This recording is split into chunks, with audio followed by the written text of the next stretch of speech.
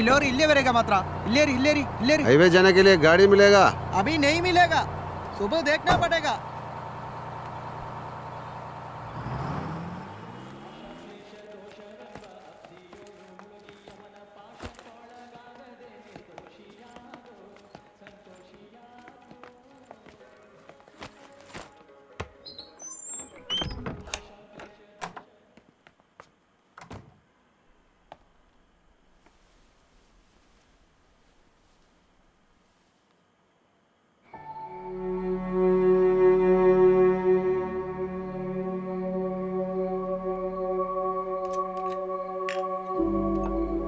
അല്ല എനിക്ക് വേണ്ട കേട്ടോ.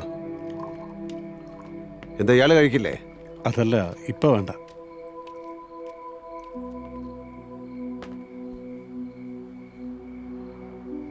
അനന്തൻ എന്തോ വലിയ പ്രോബ്ലത്തിലാണ്.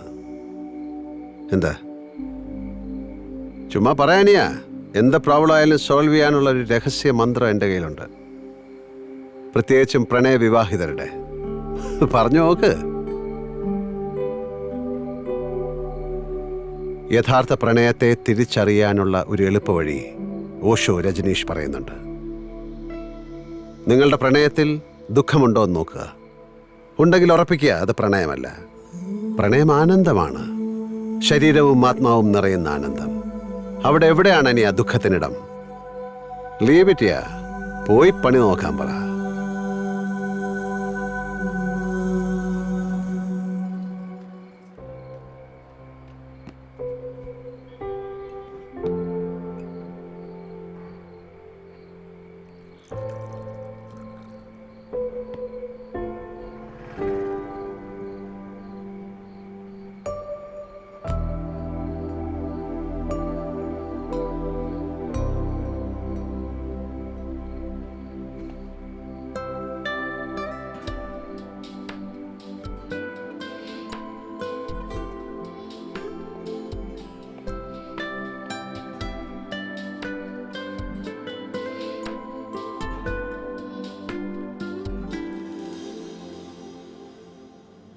വേണ്ട വേണ്ട വേണ്ട, നീ ബ്രോഡ്കാസ്റ്റിംഗ് മിനിസ്റ്റർ യൂനിസ് മുഹമ്മദിനെ കണ്ടാൽ മതി.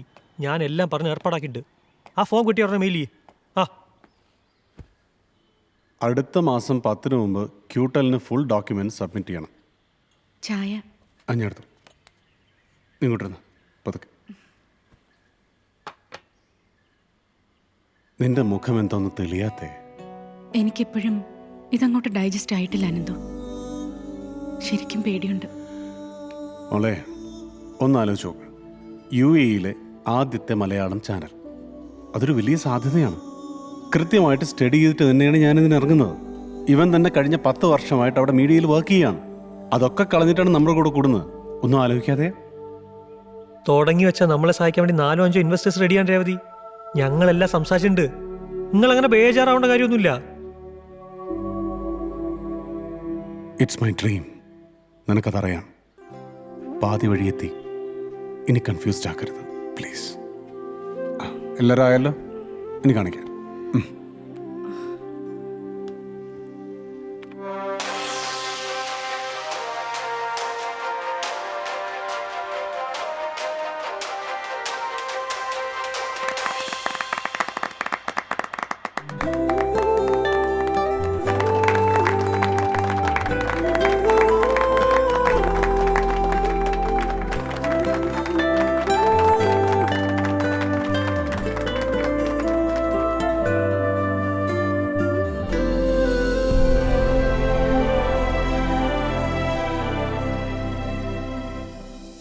UAE പ്രമുഖ വ്യവസായിയും സാംസ്കാരിക പ്രവർത്തകനുമായ ശ്രീ ഷബിൻ മുഹമ്മദാണ് ഇന്ന് ടോപ്പ് 10-ൽ നമ്മുടെ കൂടെ. നമസ്കാരം. നമസ്കാരം.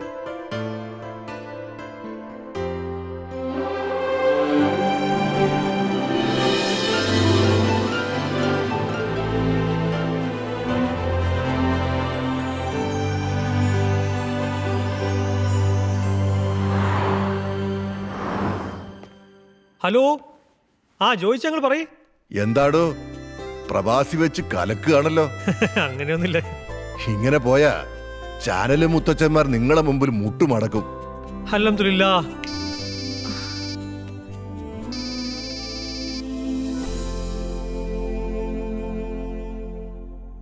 ഇപ്പോഴാണോ സമയം കിട്ടി വിളിക്കാൻ?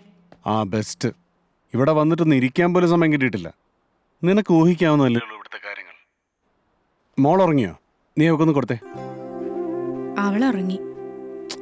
നീ ഒന്ന് വിളിക്കേ, ഞാൻ അവളുടെ ശബ്ദം ഒന്ന് കേൾക്കട്ടെ. മോളുടെ ശബ്ദം കേട്ടാ മതിയല്ലോ. നാളെ വിളിക്ക്. ഇവളിത് സാമ്പത്തിക മാന്ദ്യത്തെ തുടർന്ന് ഗൾഫ് കുടിയേറ്റക്കാരുടെ വമ്പിച്ച തോതിലുള്ള മടങ്ങിപ്പോക്ക് കേരളത്തിന്റെ സാമൂഹ്യ രംഗത്ത് ദൂരവ്യാപകമായ പ്രത്യാഘാതങ്ങൾ സൃഷ്ടിച്ചേക്കാമെന്ന് ധനമന്ത്രി നിയമസഭയിൽ പറഞ്ഞു. സാമ്പത്തിക മാന്ദ്യത്തെ തുടർന്ന് മതിയായ രേഖകൾ കൈവശമില്ലാത്ത 2 ലക്ഷത്തോളം പേരെ നാട്ടിലേക്ക് തിരിച്ചയക്കാൻ ഗവൺമെന്റ് തീരുമാനിച്ചു. ഇതിൽ പകുതിയിലേറെയും മലയാളികളാണ്. ഗൾഫ് മേഖലയിൽ നിന്നുള്ള ഈ അപ്രതീക്ഷിത തിരിച്ചുവരവ് കേരളത്തിന്റെ സാമ്പത്തിക വ്യവസ്ഥയെ തകർക്കുമെന്ന് സാമ്പത്തിക വിദഗ്ധർ അഭിപ്രായപ്പെടുന്നു. സാമ്പത്തിക പ്രതിസന്ധി മലയാളികൾക്ക് കനത്ത തിരിച്ചടിയാവുന്നുവോ? പ്രവാസി ചാനൽ ചർച്ച ചെയ്യുന്നു ഈ വിഷയത്തെക്കുറിച്ച്. ഗൾഫ് രാജ്യങ്ങളിലാകമാനമായി 100 കണക്കിന് ജോലി വിസ ക്യാൻസൽ ചെയ്തതായി ഇന്ത്യയിൽ നിന്നുള്ള ഒരു സ്വകാര്യ റിക്രൂട്ടിംഗ് ഏജൻസി റിപ്പോർട്ട് ചെയ്യുന്നു. കൺസ്ട്രക്ഷൻ രംഗത്ത് UAE-യിൽ മാത്രം $582 ലക്ഷം പ്രോജക്റ്റുകളാണ് നിർത്തിവച്ചിരിക്കുന്നത്. ഇതെന്ന് പുനരാരംഭിക്കുമെന്നതിനെ പറ്റി ഇപ്പോഴും വ്യക്തമായ സൂചനകളില്ല. ആഗോള സാമ്പത്തിക മാന്ദ്യം ഗൾഫ് രാജ്യങ്ങളിൽ പണിയെടുക്കുന്ന ലക്ഷക്കണക്കിന് മലയാളികളുടെ ജീവിതത്തിന് മേൽ കരിനിഴൽ വീഴ്ത്തുന്ന ഞെട്ടിപ്പിക്കുന്ന വാർത്തകളാണ് അനുദിനം വന്നുകൊണ്ടിരിക്കുന്നത്. സാർ, നിങ്ങളുടെയൊക്കെ ഒരു സപ്പോർട്ടിലാണ് നമ്മളിത് തുടങ്ങിയത്. ഇപ്പൊ പെട്ടെന്നൊരു നോ പറഞ്ഞാൽ അല്ല, അതറിയാം. പക്ഷേ sir, hello hello sir, hello. John sir കൈവിട്ടു. റിസഷൻ വന്നോടെ മെട്രോയുടെ ഓർഡർ ക്യാൻസലായി. ഹെവി ലോസാ. ഇനി 5 പൈസ ഇറക്കാൻ പറ്റില്ലെന്നാണ് പറയണേ. ഓരോരുത്തരായിട്ട് ഇങ്ങനെ കൈയൊഴിയാൻ തുടങ്ങിയ ഒരു പിടിയും കിട്ടില്ല. ഹലോ, ഹോസ്പിറ്റലിലെത്തി. ആ, എത്തിയോ? അനന്തു, 5 പൈസ ഇല്ല എൻ്റെ കയ്യിൽ. ഈ സമയത്തെങ്കിലും അച്ഛനെ ബുദ്ധിമുട്ടിക്കരുതെന്നുണ്ടായിരുന്നു എനിക്ക്. ഇതിപ്പോ എനിക്ക് എന്നോട് തന്നെ വെറുപ്പ് തോന്നുക. You told me many times, but this is over. I can't do it anymore. So we are not asking for a waiver as such. You had many times to solve it, but you didn't do it. So I stopped this for the last time. Please leave the building.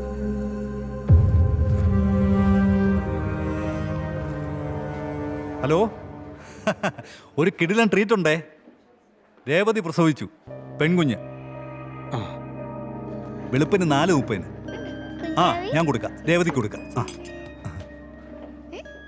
Hello hello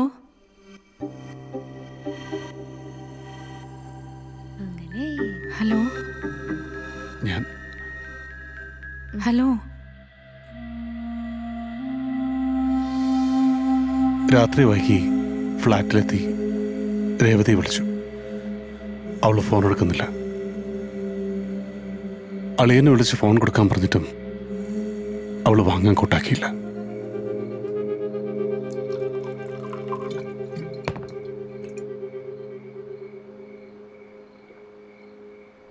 ആഗോള സാമ്പത്തിക മാന്ദ്യത്തെ തുടർന്ന് തൊഴിൽ നഷ്ടപ്പെട്ട ഒരു മലയാളി കൂടി ആത്മഹത്യ ചെയ്തു. Petroleum മന്ത്രാലയത്തിന് കീഴിൽ ജോലി ചെയ്തിരുന്ന റഫീഖ് മുഹമ്മദ് ആണ് ഗറാഫയിലെ സ്വവസതിയിൽ ഇക്കണക്കിന് പോയാൽ നമ്മുടെ അവസ്ഥ ഇത് തന്നെയായിരിക്കും. മാത്രം $582 ബില്യൺ പ്രോജക്റ്റുകളാണ് താൽക്കാലികമായി നിർത്തിവെച്ചിരിക്കുന്നത്. അടുത്തത് എടുക്ക്. ഹലോ,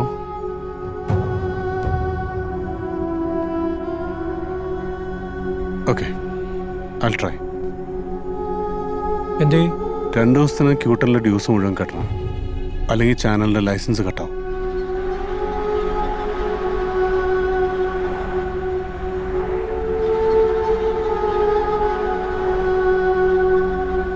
നീ മുഹമ്മദ് അലിക്ക് ഒന്നോടെ വിളിച്ചു നോക്ക്. ഒരു കാര്യമില്ല. റിസഷൻ എല്ലാവർക്കും പണി കൊടുത്തിരിക്കുക. മുഹമ്മദ് അലിഖാന്റെ 2 യൂണിറ്റാണ് ലോക്കൗട്ട് ആയത്. ഇനിയിപ്പോൾ എന്തോ ഒരു വഴി. സ്റ്റാഫിന് 2 മാസം ശമ്പളം കൊടുത്തിട്ട് ക്യൂട്ടലിൻ്റെ ഡ്യൂസ് കിട്ടണം. എല്ലാം കൂടി നല്ലൊരു എമൗണ്ട് വരും.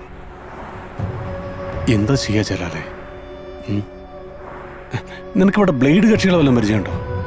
ആളുണ്ട്, പക്ഷെ തല പോണ പലിശയാ. അതൊന്നും ഇനി നോക്കിയിട്ട് കാര്യമില്ല. എങ്ങനെയെങ്കിലും പിടിച്ചെന്നേ പറ്റൂ.